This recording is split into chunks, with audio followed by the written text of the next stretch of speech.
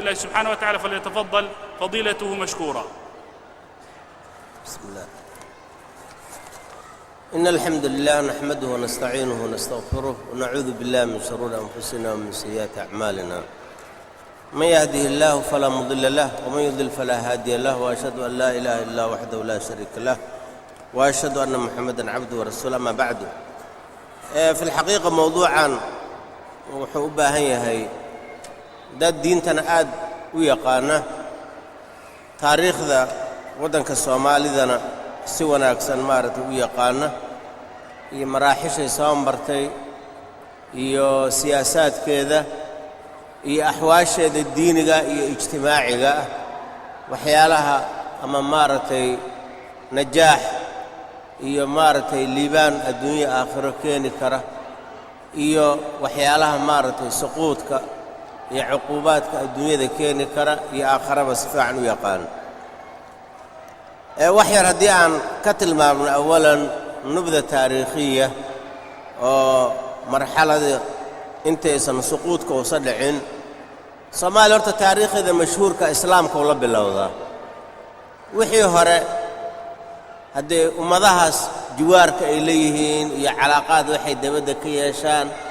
iyo magacyaalkii loo yaqaanay, ama Puntland ha la yiraahdo ama saaxilul xabasha ha la yiraahdo, wixii la yiraahdaba taariikhdeeda hadda cusub islaamka bay la jaan qaadeen. macnaha ummaddan waxay soo baxday risaalada nabi maxamed calayhi salaatu wasalaam, oo hadda taariikhdan jadiidka ah oo Soomaalidu ay leedahay,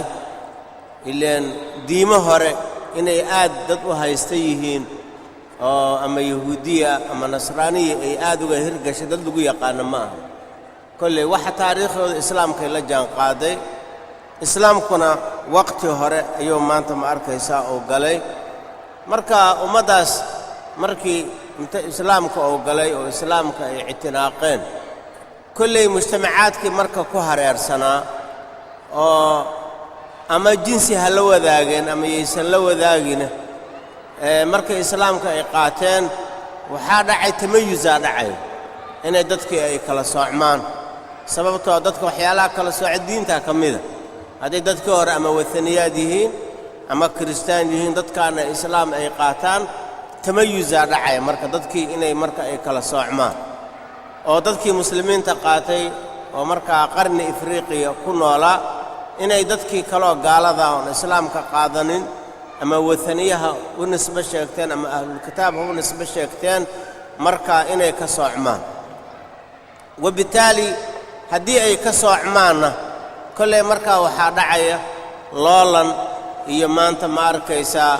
tanaafus, iyo qolo walba qolada kale inay tiraahdo, qolona ay wujuudkeeda sugto, qolada kalena ay tiraahdo kuwaan baabi'i, ama taqallub waa imaanaya, laa shaka inuu maanta yimaado. taasaa marka dhacday. kolley marka taariikhda Soomaaliya ay samaystay waa qadiim, ilaa dadka u tarjuma oo ibnu batuuta iyo oo qarnu thaamin bidaayaadkiisa ah, ninka la yiraahdo ninkan isagana kitaabkan mucjam albildaan yaquut alxamawi, inay muqdisho iyo magaalooyinka marka u tarjumayaan, oo meel islaamka uu ku faafsan yahay oo dad islaamka waqti hore ku horreeyo acraaftooda islaam tahay, walow dawlad xoog leh oo nidaamsan yaysan ahaanin. loolankaa ka dhaxeeya marka dadka muslimiinta oo Soomaalida oo diintii islaamka qaatay iyo dadkii ka dhaxeeyey wuxuu aad iyo aad u xoogaabay, oo meeshii ugu sarraysay uu gaaray qarniga 16aad ee miilaadiga, ama qarnul 10 iyo 9 oo hijriga ayuu gaaray, waqtigii imaam Axmed Gurey uu hogaaminayo. kolley marka xabashada ama siday haddaba u haystaanba waxay leeyihiin dadkan markay islaameen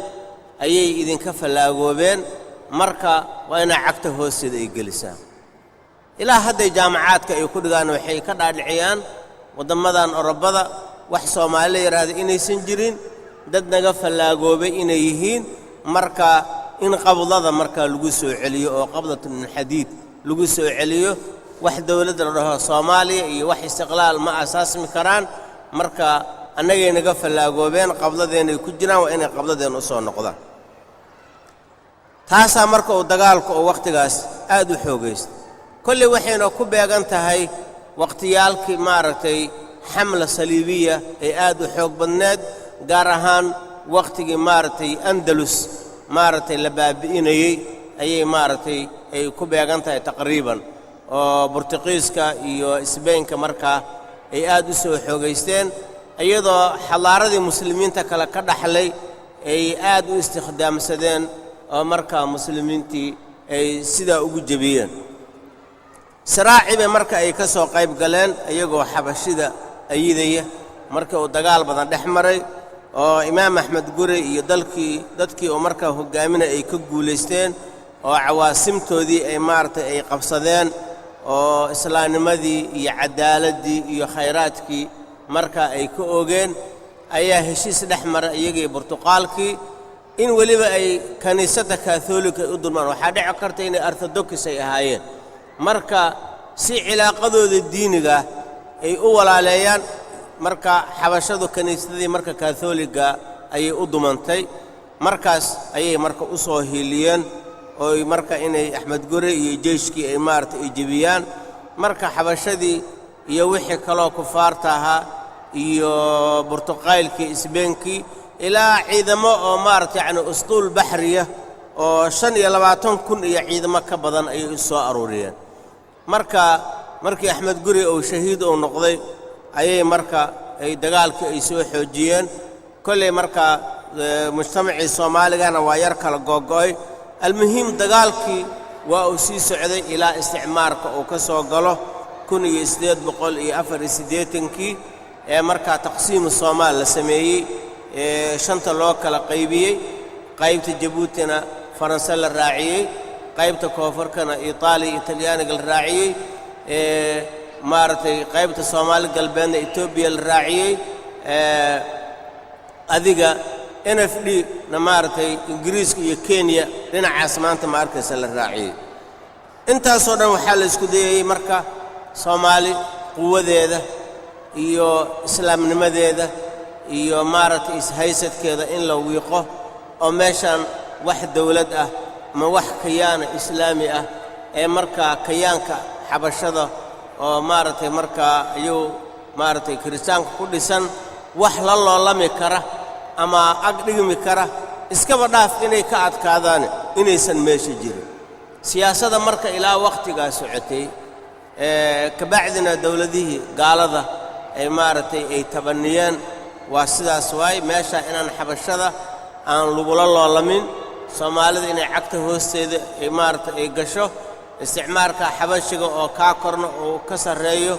inay markaas ay u khuduucdo sababta loo kala qaybinayo taas ay ahayd laakiin Soomaali halgankii ma aysan sii deynin kii Axmed Guri soo u soo socday kii isticmaalka la soo gaaray kiina waa kii Sayyid Maxamed Cabdulla Xasan iyo daraawiishtii waayigii istaagay oo halganka bilaabay 1897 markaasna waxaa iskaalmaysanayay isticmaalka Ingiriiska iyo xabashida ayaa iskaalmaysanayay ilaa 21 sano ayuu halgamayay markii hore si fiican buu uga adkaaday jab weyn buu maartay gaarsiiyay wax alla wixii maartay wada hadal iyo inay soo dhaweystaan oo sirsirtaan